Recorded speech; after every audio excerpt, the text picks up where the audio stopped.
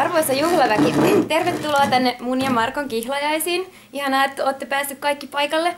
Mä haluan ihan ekana kertoa, että miten me tavattiin Markon kanssa. Me oltiin tosiaan meidän ystävien Liisan ja Petterin kanssa mökillä ja istuttiin siinä nuotion ääressä. Ja sitten Marko kaivoi kitaran esiin ja sitten se tosiaan lauloi mulle ihania Juise Leskisen biisejä. Mä oon aina tykännyt Juise Leskisestä. Vittu, se kuulosti hirveeltä. Sitten siitä ei mennyt kuin viikko, niin se pyysi mut treffeille. Me mentiin Linnanmäelle. Ja tosiaan, luulet sä, että mä joku vittu kakara, sä viet mut Linnanmäelle ihan oikeesti. Jumalauta. Siitä ei tosiaan sitten, kaikki lähti hirveän nopeasti rullaamaan. Me muutettiin yhteen aika nopeasti ja hankittiin oma pieni koira. Aina tykännyt kissoista.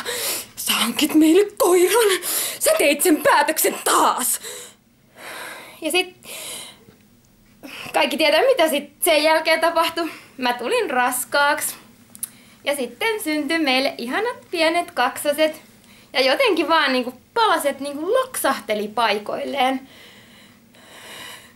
Mä olin aina yksin. Mä hoidin kaiken. Mä siivosin, mä kakkasin ja saatana kyrpä oli aina vaan töissä.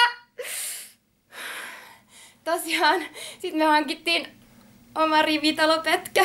Meidän unelma täyttyi. Siinä oli ihana puutarha, jonka ruohon mä aina leikkasin ja sä vaan pailasit ja sitten sä rupesit jossain vaiheessa pettämään mua. Luulet sä, että mä en huomannut, mitä sä katsoin sitä naapurin rajaa.